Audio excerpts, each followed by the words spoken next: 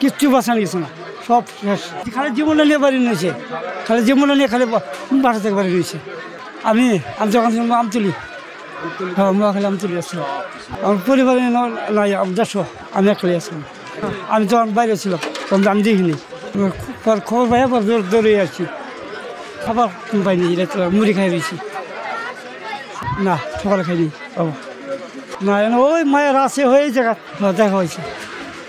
তো দর্শক, আপনারা দেখতে পাচ্ছেন একজন সিনিয়র সিটিজেন মুরব্বী এখানে উনি থাকতো, কিন্তু গতকাল যখন আগুন লাগে তখন উনি এখানে উপস্থিত ছিল না। তো পরবর্তী সময়ে সে এসে জানতে পারে যে এখানে অগ্নিকাণ্ডের ঘটনা ঘটে, এবং আমরা কিছু আসবাবপত্র দেখতে পাচ্ছি সেগুলো কিন্তু ভেঙে গেছে, কয়লা হয়ে গিয়েছে, সব পুড়ে গিয়েছে। কালকে ছিলাম এক আত্মীয়র বাসায়, আমার বড় বোনের বাসায় ছিলাম কালকে। আজকে কোথায় থাকবো এটা নিজেও জানি না ভাই, হয়তো বা এখানেই থাকতে হবে। আমি আর আমার ওয়াইফ আর আমার বাচ্চা। তখন ভাগ্যটা ভালো ছিল, বাসায় ছিলাম। যদি বাসায় না থাকতাম তাহলে হয়তো বা ক্ষয়ক্ষতি হইতো। বাসায় ছিলাম, এমনিতেই চলে গেছি।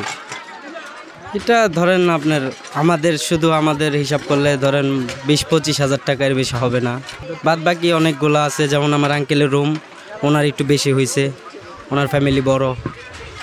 তারপর উপরে রুম ছিল দোতলায়। তখন আমি তরকারি রান্না করে নামাইছি, ভাত বসাইছি। সবাই চিল্লাচিল্লি করতেছে, আগুন লাগছে। পরে চুলা নিবাই দিয়ে আমি গেছি গে ভাই, ঘর থেকে তালা মাইরে দিয়ে ঘর থেকে বাড়াই গেছি গে মশার বাজার। কিচ্ছু নিতে পারি, বুড়ার আইডেন্টি কার্ড কিচ্ছু না, ওই পরনে কাপড়টা পরে গেছি গে। করে পিছিয়ে আগুন আয়া পড়ছে।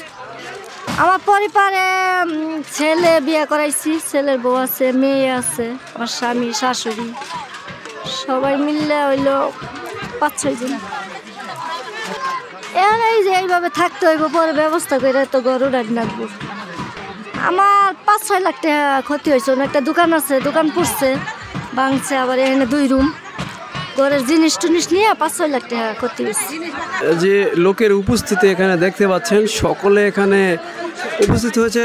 তাদের যে বসবাসের স্থান ছিল সেগুলো একবার দেখার জন্য, যে সেগুলো এখন কি অবস্থায় আছে।